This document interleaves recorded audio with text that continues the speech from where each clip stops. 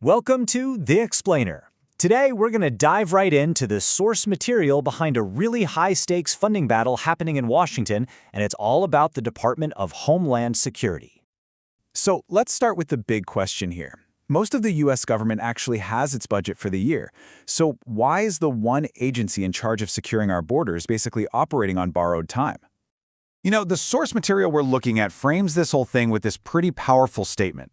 The argument is that this isn't just some simple budget delay. So let's unpack what's really going on here. To really get a grip on what's at stake, we've got to first look at what the Department of Homeland Security actually does, according to the documents we're examining. And wow, when you look at it, its mandate is just huge. It covers everything from the border and immigration to counterterrorism, disaster response with FEMA, and even cybersecurity.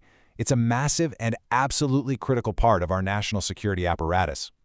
So the source draws a really direct line here, claiming that any disruption to the agency's funding has immediate, real-world consequences for national security. The argument is that this isn't some abstract fight. It directly impacts law enforcement's ability to do its job. Okay, so how is DHS even getting funded right now? Well, the answer is this thing called a continuing resolution, or a CR. Let's break down what that actually means. Basically, it's a temporary patch. Think of it as a way to keep the lights on, but as the source points out, it gives you zero long-term stability. You can't really plan for anything new or address new problems. And this is where it gets really interesting, because this slide shows the stark contrast, right? The source argues a CR essentially ties law enforcement's hands.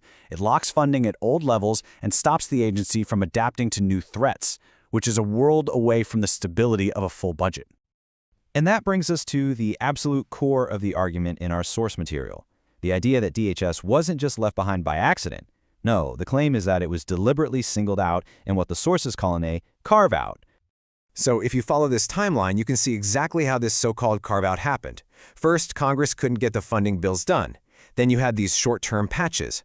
Finally, a big budget deal gets done for most of the government. But DHS? It gets left on its own temporary track. And the source material does not mince words here.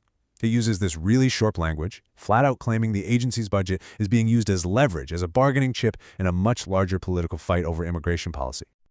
Okay, so what's the actual roadblock here? What's preventing a full funding bill from passing? Let's take a look at how the source explains the specific disagreements. According to the document we're looking at, the funding is stalled because some lawmakers are demanding these very specific policy changes, and they're all aimed squarely at immigration enforcement operations. And this quote really just sums up the whole perspective, doesn't it?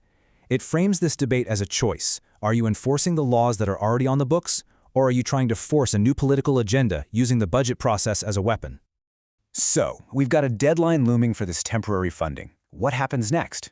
Well, the source material lays out three potential paths forward, and they are all very, very different.